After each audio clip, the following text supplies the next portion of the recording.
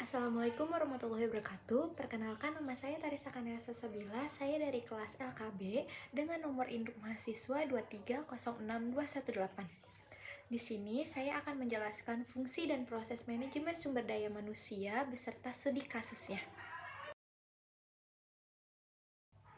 Fungsi dan proses manajemen sumber daya manusia yang saya pilih yaitu personal development.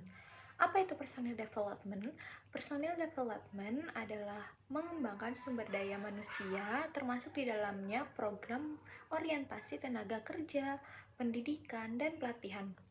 Pengembangan sumber daya manusia ini meliputi kegiatan pelatihan dan pengembangan karyawan agar memiliki keterampilan dan pengetahuan yang diperlukan untuk meningkatkan kinerja mereka pada suatu perusahaan.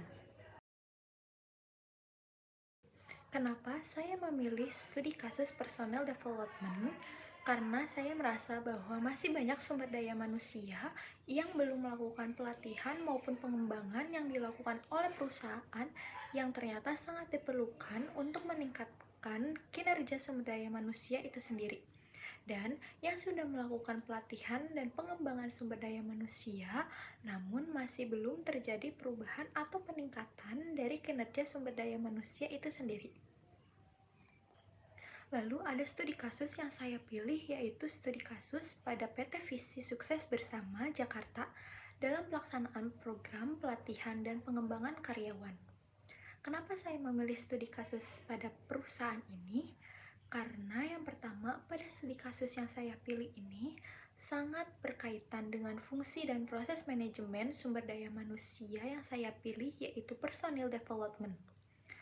Dan juga pada studi kasus ini juga dijelaskan bagaimana proses dari pelatihan pada PT Visi Sukses Bersama itu sendiri dan apa kendala dari program pelatihan pada PT Visi Sukses Bersama.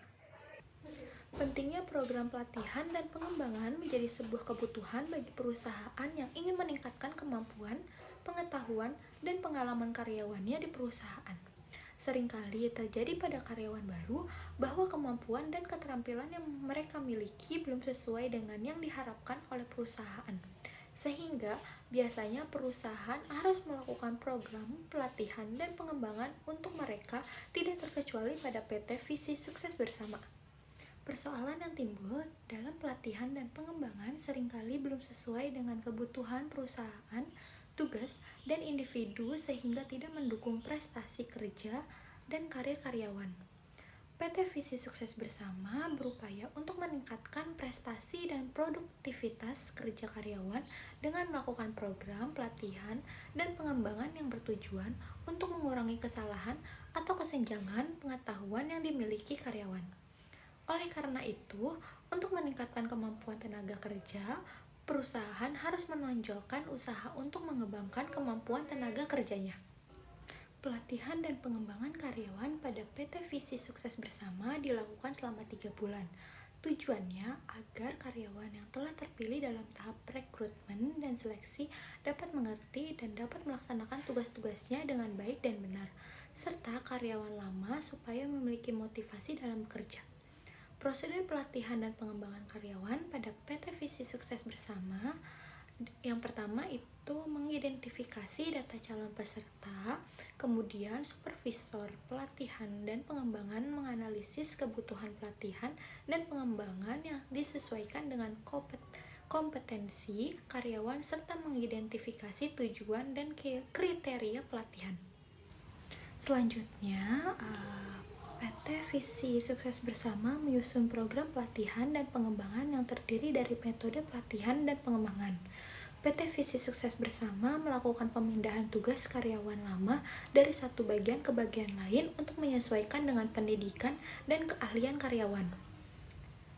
Misalnya, seorang karyawan yang berada di posisi promosi dipindahkan ke bagian umum karena perusahaan menganggap karyawan tersebut lebih cocok di posisi tersebut, sehingga kinerja karyawan tersebut dapat maksimal. PT Visi Sukses Bersama dilakukan dengan cara penugasan kepada karyawan baru untuk menangani pekerjaan tertentu. Lalu PT Visi Sukses Bersama juga melakukan program magang agar karyawan akan terlatih untuk menghadapi masalah-masalah baru yang mungkin akan muncul dan dapat mengerjakan setiap tugasnya dengan baik.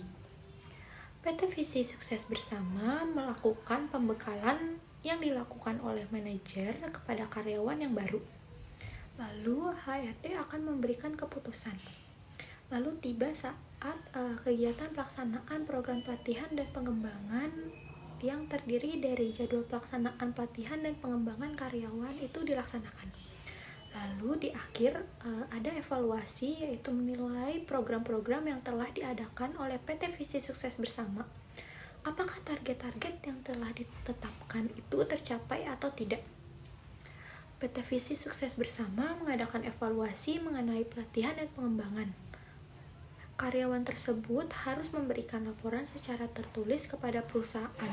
Setelah melaksanakan pelatihan dan pengembangan, maka karyawan akan dievaluasi dalam melakukan pekerjaan. Pemantauan tersebut dilakukan secara diam-diam atau tanpa sepengetahuan karyawan. Lalu adapun kendala yang dihadapi oleh PT Visi Sukses Bersama dalam pelaksanaan pelatihan dan pengembangan yang telah dilaksanakan, yaitu kendala tersebut berada pada sumber daya manusianya itu sendiri. Banyak karyawan yang tidak mengikuti pelatihan tanpa memberitahu atau izin pada pihak perusahaan, sehingga peluang tersebut sia-sia. Karyawan masih beranggapan bahwa kegiatan tersebut tidak penting. Lalu adanya kurang kesadaran dan disiplin dari karyawan ini yang membuat beberapa kali pengadaan pelatihan kurang menuai hasil yang maksimal.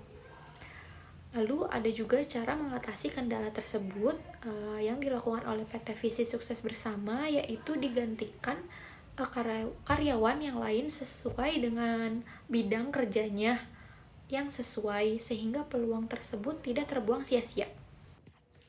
Mungkin sekian video dari saya, kurang lebihnya mohon maaf. Wassalamualaikum warahmatullahi wabarakatuh.